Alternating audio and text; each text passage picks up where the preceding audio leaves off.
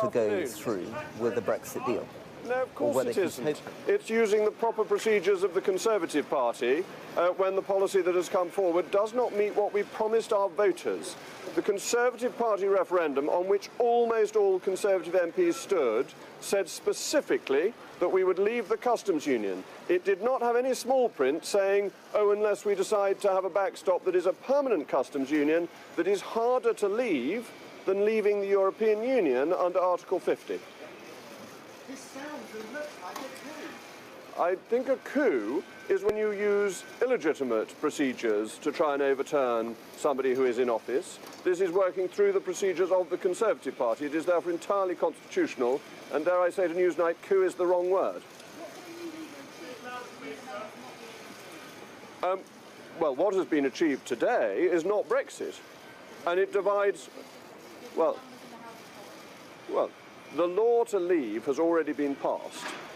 The Withdrawal Act is through, but what we need is a leader who will say to the European Union, it is impossible to divide up the United Kingdom. It is impossible to agree to a situation where we have a perpetual customs union. It is impossible to pay £39 billion of taxpayers' money for a few promises, which was meant to be 39 billion for an implementation of a deal, and it is impossible for us to allow the continuing jurisdiction of the European Court of Justice.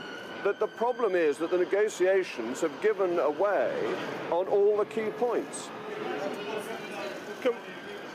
I don't think that's correct.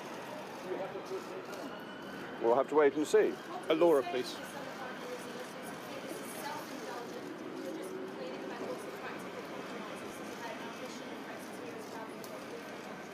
It's nothing to do with ambition of Brexiteers. It is about ambition for Brexit and the country. Leaving the European Union is the most fantastic opportunity for the United Kingdom. It means we can have the opportunity of setting lower tariffs, cheaper food, clothing and footwear, helping the least well-off in our society the most. This opportunity is being thrown away. If you look at the deal, our tariffs will be set by the European Union, and it would be illegal for us to offer lower tariffs. This is not Brexit. This is a failure of government policy. It needs to be rejected. This is nothing to do with personal ambition. Jacob, would you make a better leader than Theresa May? Ms. One more Ginsberg from is speaking. Laura, and then we'll move. Sorry. Well, the deal risks Brexit because it's not a proper Brexit, and the Withdrawal Act is in place, and therefore the law is already there for us to leave. But we've got a question from a gentleman from the Times. Would you make a better leader than Theresa May? I'm not offering my name as leader. This is nothing to do with me. This is about not having confidence in the current leader and believing that the deal simply does not work. Hang on, Andy Bell, please. What do you say to those who now say that the consequence of this could be that Britain crashes out of that deal and all the risk to people's jobs and livelihoods as well? This is a massive risk that you are now seem to be prepared to take. We have heard Project Fear again and again. On and on it goes, but that all the aspects of Project Fear so far have been wrong.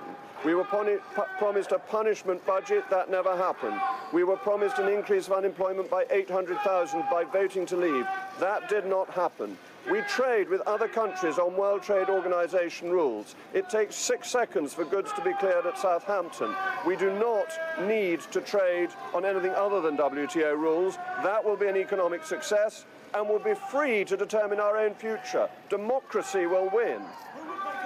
Hang on, sorry, let's have order. We've got plenty of time. Yes, but Mr. Andy Crick Bell, always I gets... think... Oh, you want to know? You've had a go. Mr. Crick.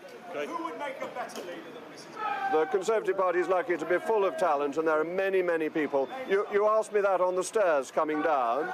And OK, well, who do you want me to start with? You've got Boris Johnson and David Davis, and you've got Dominic Raab and Esther McVeigh, you've got Penny Mordaunt. You have streams of talent within the Conservative Party who would be very capable of leading a proper Brexit. Jacob, 1, 2, 3, please. Oh, we've got to have the Telegraph.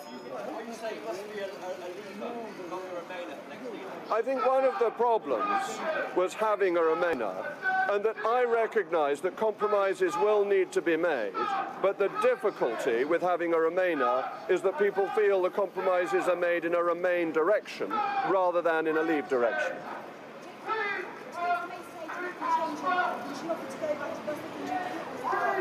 No, it's too late.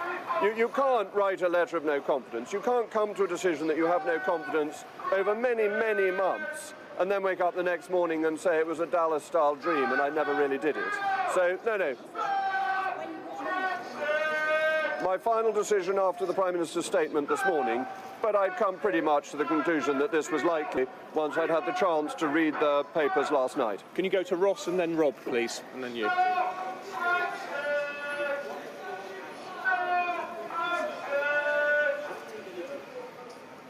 Well, the first thing to do is to go back to Brussels and say, look, the option now is that we leave under the laws that we have already passed without any deal at all.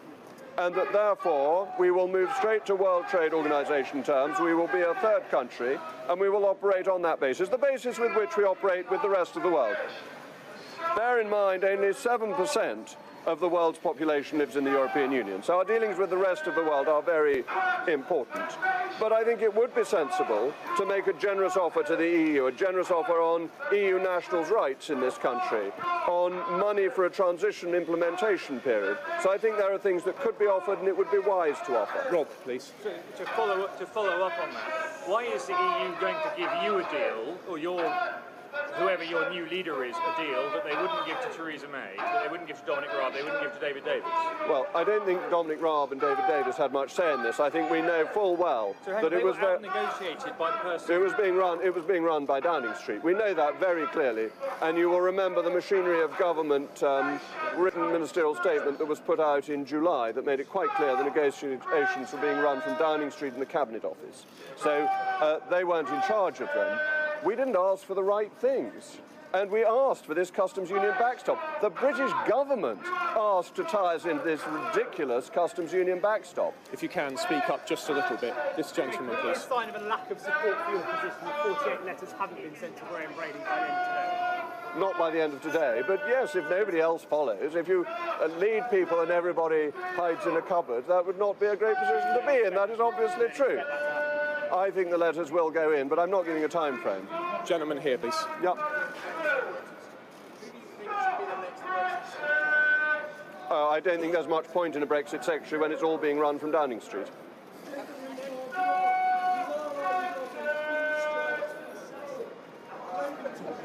Obviously not. I'm so sorry.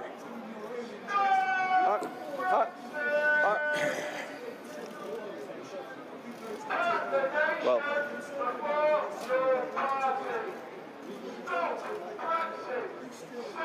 okay. First of all, if you think my suit's pinstriped, you need to clean your spectacles. Secondly, we are a democracy. And that's why these splendid people can shout away, because we believe in the right of free protest. And that chap's a great man. He was up at Birmingham and he's everywhere. And that's what democracy is about. You make your case, and then you have the vote and you accept the result. Many, many people of the 48%, as shown by opinion polls, accept the result even though they did not like it. And that's the nobility of our democracy, and that what we have voted for should be implemented. And the Prime Minister is not doing that, and that is why I have no confidence. Jacob, can you look straight at Chris? Want to get a photo there? Okay.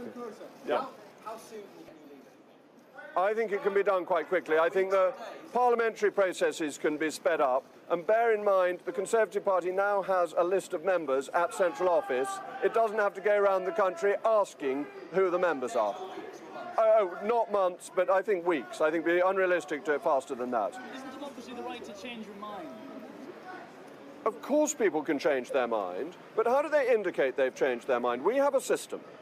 And we know perfectly well that we got this referendum because it was a manifesto commitment in a general election. We then had the referendum, and we then had a general election where both main parties recommitted to implementing the referendum result. So yes, of course, if there were to be a general election and a party were to stand on a platform saying they wanted to reverse the result, that would be democratic. For there to be a cabal, a coup, an attempt to overturn the vote without any of that happening would undermine people's trust and belief in democracy. I think Nick Watt wanted to come in again.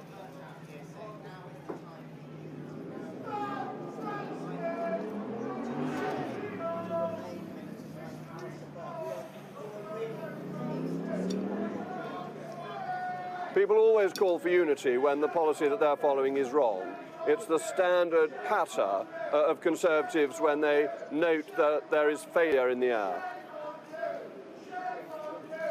Are we done? So, ladies and gentlemen, thank you very much. I think what we'll do is just step forward for a couple of questions. Photos. Well, it would show a very large number. Well, Jacob Rees-Mogg there saying that he thinks a leadership challenge to Theresa May is underway and make it very clear that he rejects this deal. Let's get the reaction of the Conservative Minister, Rory Stewart, to what you just said. First thing we need to do is explain